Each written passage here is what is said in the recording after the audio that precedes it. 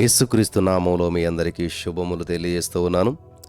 ఈరోజు మనం ధ్యానం చేసుకోబోయేటువంటి వాక్య భాగం నిర్గమకాండం 2వ అధ్యాయం 14వ వచనం. అప్పుడు అతడు అన్యాయము చేసిన వారిని చూసి, నీవేళ నీ పొరుగువాన్ని కొట్టుచున్నావు అన్నాడు. స్తోత్రం దేవా, ఈ యొక్క వాక్యపు లోతుల్లో మమ్మల్ని నడిపించి అర్థం చేసుకునేటువంటి జ్ఞానం మాకు అనుగ్రహించి కృప చూపించమని యేసు నామంలో ప్రార్థించిన మేము పొందుకొని ఉన్నాం తండ్రి, ఆమేన్. గమనించాలి ప్రియులారా, అప్పుడు అతడు అనగా ఎవరో మోసే గారు అన్యాయం చేసిన వాడిని చూసి, నీవేళ నీ పొరుగు అని కొడుతున్నావని ఇద్దరు హెబ్రీలే ఈసారి అందులో అడుగుతున్నాడు ఒకరిని. ఇది చూసినటువంటి మోసే ఎంతో అసహనానికి గురై ఉంటాడు.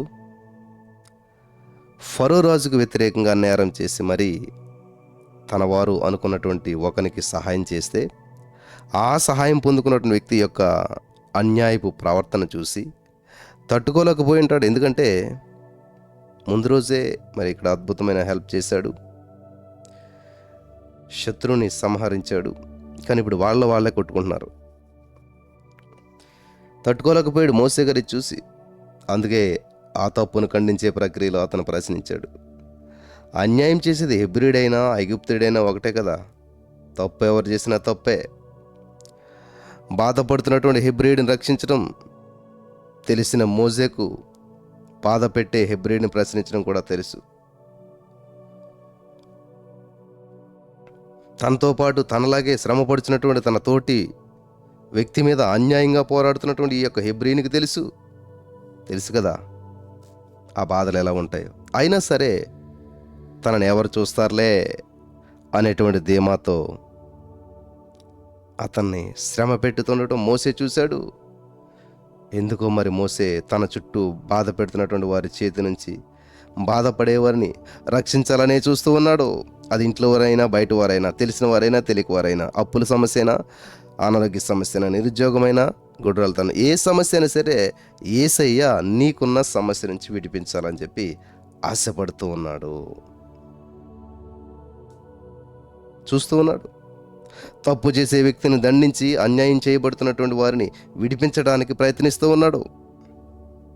ఇక్కడ మోసే కనపరిచినటువంటి ఉత్తమమైన లక్షణం, పాపం చేస్తున్నా లేక అన్యాయం చేస్తున్న వ్యక్తి ఎవరైనా సరే, అది తన వారైనా పరాయి వారైనా ఒకేలా ఆ తప్పును ఖండించే ప్రయత్నం చేయడం అద్భుతమైన విషయం.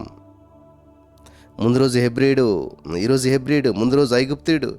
ఎవరినైనా సరే హింస పెడుతున్న వ్యక్తిని కాకుండా ఎవరైతే హింసిస్తున్నారో ఆ వ్యక్తిని అడుగుతున్నాడు మోసే గారు.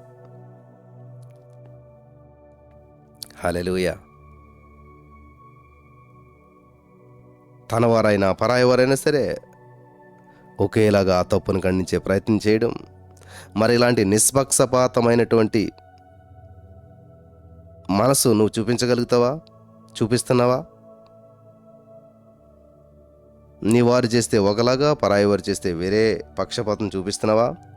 డబ్బున్న వారిని ఒకలాగా, డబ్బు లేని వారిని ఒకలాగా చూస్తున్నావా? దేవుని సేవకుని పిల్లలను అయితే సంఘ పెద్దలు లేక మరి ఏ ఇతర కారణం చేతనో కొందరి ప్రవర్తనకు మాత్రం వారి పనులను మీరు గమనించవచ్చు ప్రియులారా.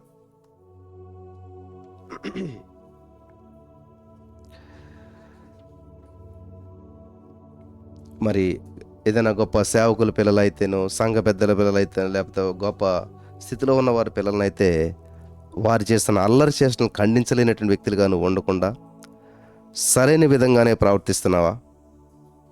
మోసే అన్యాయం చేసినటువంటి వ్యక్తిని చూశాడు, కానీ అతని స్థాయిని కానీ స్థానాన్ని కానీ అతని హెబ్రీడా, అన్యుడా, ధన్యుడా ఇదేమీ చూడలేదు. మరి నువ్వు చూస్తున్నది అతను నీవాడా కాదని చూస్తున్నావా? ఆ వ్యక్తి నీకు ప్రయోజనకరంగా ఉంటాడేమో అని చూస్తున్నావా? నువ్వేం చూస్తున్నావు కానీ దేవుడు మాత్రం నిన్నే చూస్తున్నాడు. తప్పు చేసింది ఎవరైనా ఒకేలా చూడు. నీ సహాయం కోసం వచ్చినటువంటి ఎవరికైనా సరే నీ వల్ల అయ్యేంత ఒకేలాగా చేయాలి. నువ్వు చూడవలసిన దేవుని ప్రేమను బట్టి ఆయన దృష్టికి ఎలా ఉన్నారనేటువంటి కానీ మనుషుల్నే కానీ ప్రియులు గమనించాలి. ఎలాగున్నారని చూడాలి కానీ మనుషుల యొక్క స్థానాన్ని బట్టి కాదు. దేవుడు ఏ విషయంలోనూ పక్షపాతి కాడు కదా.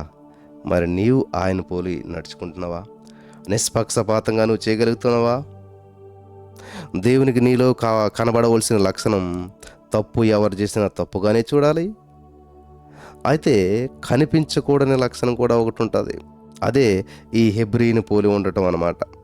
రక్షించబడినటువంటి ఈ హెబ్రీయుడు తన పొరుగువానిని శిక్షిస్తూ ఉన్నాడు.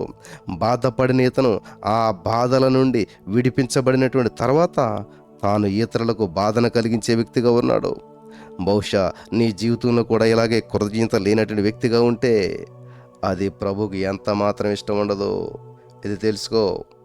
ఏ విషయంలోనూ అన్యాయంగా ఇతరులను బాధించడం మంచిది కాదనేటువంటి విషయం నువ్వు గ్రహించాలి. మంచిది కానే కాదు, నీ జీవితంలో కేవలం మంచిది మాత్రమే దేవుడు చూస్తాడు అనుకుంటున్నావే. నీవు దాస్తున్నటువంటి నీ రహస్యమైన పాప జీవితం కూడా చూస్తాడు. వారంలో ఒక్కరోజు పవిత్రంగా దేవునికి కనబడుతున్నా అనుకుంటున్నావు కానీ మనుషులను మభ్యపెట్టడానికి, మనుషులను మభ్యపెట్టినట్టు దేవుని మోసం చేయలేవు. నీవిచ్చే దశంభాగాలను చూసే దేవుడు నీవు తీసుకునే లంచాన్ని కూడా చూస్తున్నాడని గుర్తుంచుకోవాలి. కాబట్టి నీ ప్రవర్తన యందు అన్ని వేళలా కూడా దేవునికి ఇష్టనిగా జీవించాలి, ఇష్టనిగా జీవించాలి.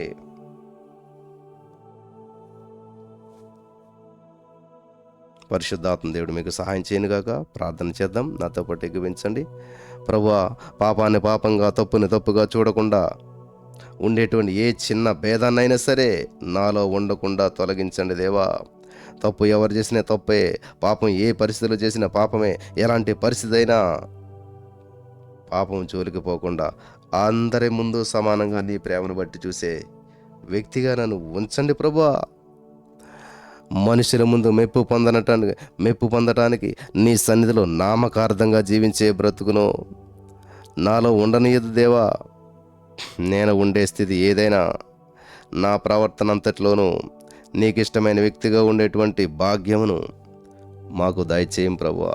ఎల్లప్పుడూ నీలో నిలిచి ఫలించే కృపను మాకు చూపండేసయ్యా. ప్రభువా, నీ చిత్తానికి వ్యతిరేకంగా ఇతరులకు అన్యాయం చేసే వ్యక్తిగా నేను ఉండకుండానట్లు నిత్యము నన్ను నీ ప్రేమలో దాచి ఉంచండి దేవా. సహాయం కోసం వచ్చిన వారు ఎవరైనా సరే సహాయం చేయగలిగిన స్థితిలో నేను ఉండగా వెనుక తీయకుండానట్లు, నేను ఏమి చేసినా నీ ప్రేమను కనపరిచినట్లు నీ కృపను మాకు దయచేయమని యేసుక్రీస్తు నామములో ప్రార్థించిన మేము పొందుకుని ఉన్నాం మా పరమ తండ్రి. ఆమేన్. Thank you Jesus.